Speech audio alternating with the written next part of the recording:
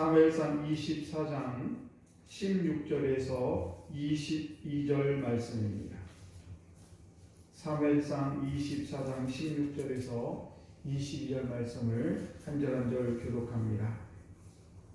다윗이 사울에게 이같이 말하기를 마치매 사울이 이르되 내 아들 다윗아 이것이 내 목소리냐 하고 소리를 높여 울며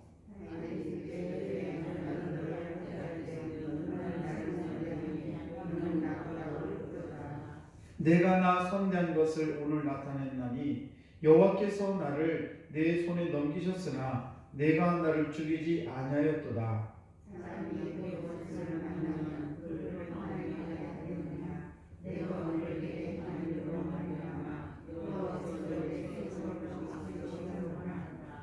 보라 나는 내가 반드시 왕이 될 것을 알고 이스라엘 나라가 내 손에 견고히 설 것을 아노니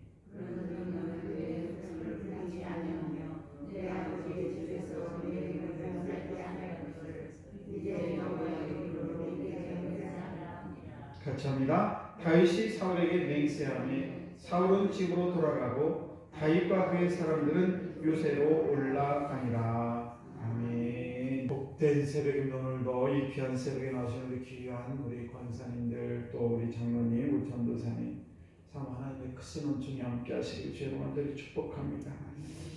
끈질기게 이 사울이 다윗을 추격하고 죽이려고 합니다. 그런데 다윗은 사울을 얼마든지 죽일 수 있는 그런 환경에 있었음에도 불구하고 사울을 옷을 베고 그냥 살려보내게 되죠. 그때에 16절 말씀을 보시게 되면은 다윗이 사울에게 이같이 말하기를 마침에 사울이 이르되 내 아들 다윗아 이것이 내 목소리냐 하고 소리를 높여 울며 사울이 다윗의 선량함에 대해서 소리 높여 울었다.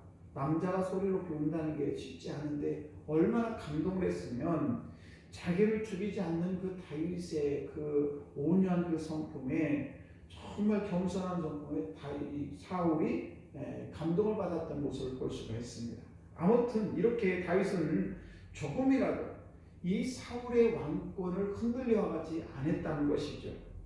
왕이 아무리 잘못했을지라도 10절 말씀을 보시게 되면 기름 부은 그런 왕이기 때문에 나는 그런 손을 대지 않겠다. 그런 모습을 볼 수가 있습니다. 이런 모습은 사실은 자기 자신을 소중히 여기는 것이죠. 왜냐하면 다윗 자신도 기름을 부은 자이기 때문에 그렇습니다. 그런데 자기가 기름 부은 사울을 죽이면 그 밑에 있는 부하들이 지금 한 600명가량이 되는데 그 사람들이 그 모습을 보고 당신 잘못하면 나도 너를 죽이겠다라고 하지 않겠습니까? 아무튼 그 언젠가 자기도 남에게 해코지하게 되면 장도를 받는다는 것을 다윗은 잘 알고 있었다는 사실이죠.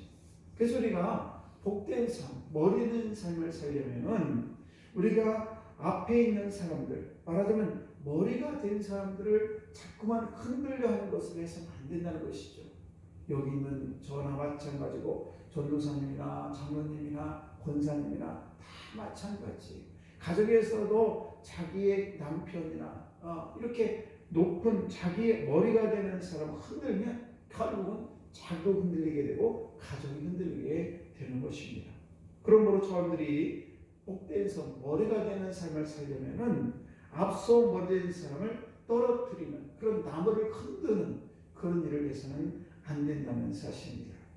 가끔 보면 자기 자신도 교인이면서 교회와 교인들을 신랄하게 비판하는 분들이 있지요. 왜 그런 생각을 하게 됩니까? 교회 와서 보니까 정말 아주 그냥 별별 사람이 다 있는 거예요. 사회에서도 인정받지 못하는 사람도 있을 수도 있고 별별 사람이 다 있다 보니까 그들의 잘못된 모습이 왜 안 보이겠습니까?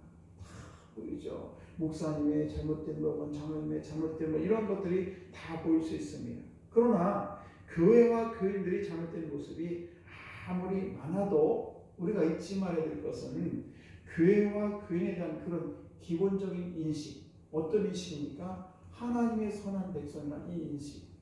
그래서 하나님께서 구별해서 부른 그 사람들을 내가 함부로 판단할 수 없다는 사실이죠. 물론 우리가 교회 생활을 열심히 하면서 교인들의 부족한 삶을 더 많이 보기 때문에 비판거리가 더 많은 거예요. 남들이 볼 때 이웃집의 아주머니, 이웃집의 남편 훌륭해 보입니다. 그런데 실제 살아보면 안 그래요. 왜 그렇습니까? 단점들이 많거든요. 그래서 그런 것입니다. 그러므로 저와 여러분들이 아무리 교인들이 부족함이 보일지라도 비판하는 것은 마치 자기가 교양 있는 것처럼 보이지만 그렇지 않다는 사실입니다. 뒤돌아서서 아이고 저도 교인이면서 이렇게 요구할 수 있다는 사실이죠. 그러므로 저들은 어떤 비판주의자가 돼서는 안 되고 누군가를 높여주는, 그래서 우리의 말에는 항상 선한 말을 할 수 있도록 우리가 그렇게 삶을 살아가야 될 줄로 믿습니다. 하박국이라는 선지자가 있어요. 이 하박국 선지자는 남유다의 요시야 왕 때에 한 예언자로 활동을 하면서 유다 백성을 바라봤어요. 자기네 백성을 바라봤더니 자기네 백성들이 너무나 형편이 없는 거예요.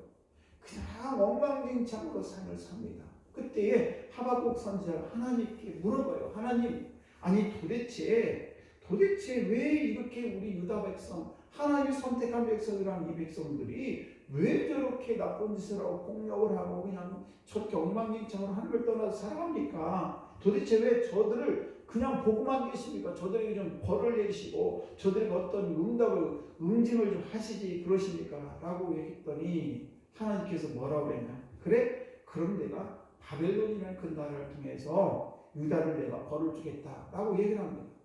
그러자 또 하박국이 이렇게 얘기하면, 아니 바벨론이라는 나라는 이 유다 백성보다 더 나쁜 그런 백성들인데 왜 그들을 데려다가 유다 백성을 칩니까? 이렇게 또 얘기를 하지요. 그러자 결국 이 바벨론을 통해서 유다가 심판을 받게 되는데, 하박국 3장 끝에쯤에 가게 되면 하박국이 깨닫게 됩니다. 그렇구나. 뭘 깨달으냐? 이 하박국은 하나님을 찬양하면서 예언을 마치게 되는데 이렇게 얘기합니다. 우리가 잘 아는 그런 찬양이죠. 비록 무화과의 나무가 무화과 잎이 무성치 못하고 포도나무에 열매가 없고 밭에 먹을 것이 없고 우리의 양이 없고 외양간에 송아지가 없어도 나는 여호와로 인하여 즐거워하리라 라고 하면서 하나님 여호와를 찬양하는 것을 볼 수가 있습니다. 무슨 말씀입니까? 우리가 성도로서 삶을 살아가면서 정말 여러 가지